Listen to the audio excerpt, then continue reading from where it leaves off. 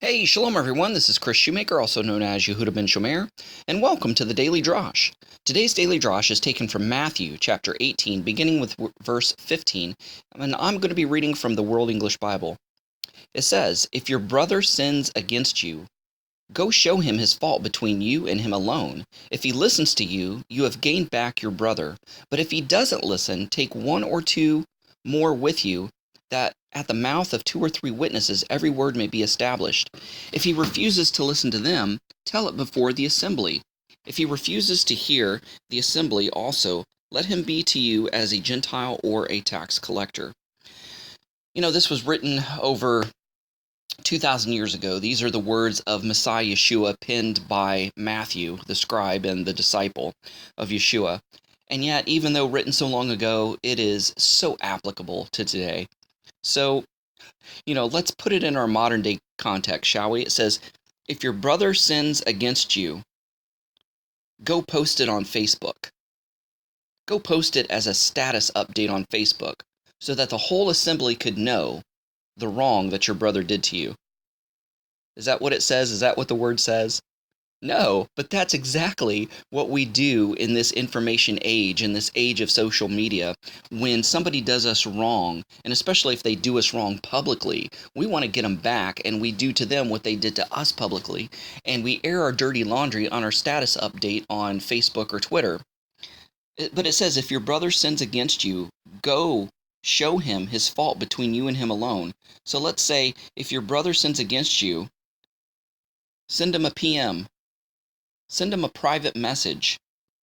Show him his fault between you and him alone. If he listens to you, you've gained back a brother.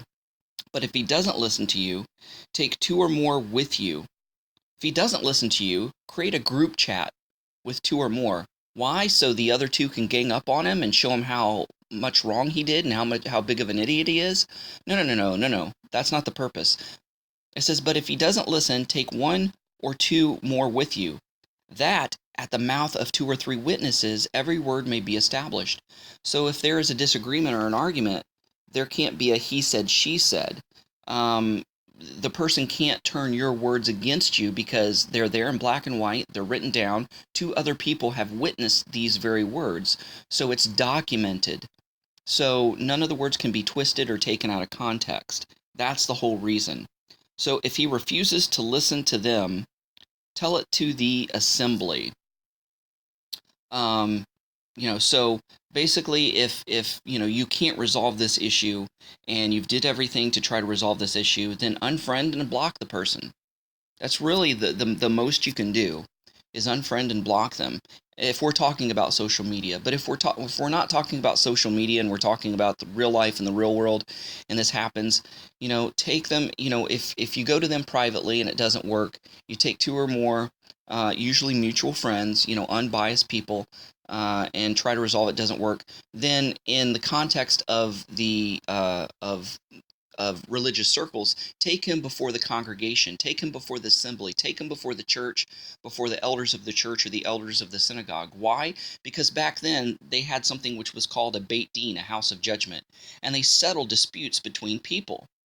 And instead of going to the courts and shaming the religious community by going to secular Roman courts, they would settle, little disputes in their own congregation, in the church or the synagogue. And whatever the elders decided on the issue, that would settle the matter. That would be as good as flipping a coin or drawing straws or casting lots. What they said you would abide by, and they would go. So if he refuses to hear the assembly also, if he doesn't go by the verdict of the elders of the congregation, let him also be to you as a Gentile, somebody who's not part of the religious community, somebody that's not part of your faith, or a tax collector. A tax collector was considered somebody to be a traitor.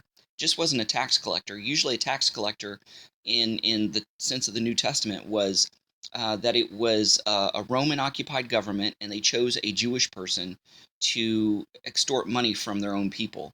And that's what a tax collector was. So they were considered traitors to their people and traitors to their faith. That's why they were considered such great sinners.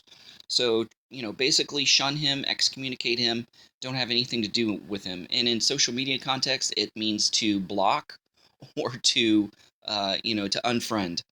I'd never suggest taking, something on Facebook, a dispute between somebody on Facebook, and taking it publicly and airing it out in public. Um, I would say just try to settle it privately among friends, and if that doesn't work, just block the person. So hopefully this helps give you some good guidelines. These words of Yeshua through Matthew 2,000 years ago will give you good and clear guidelines on how to deal with conflict on social media. Hey, thanks for listening.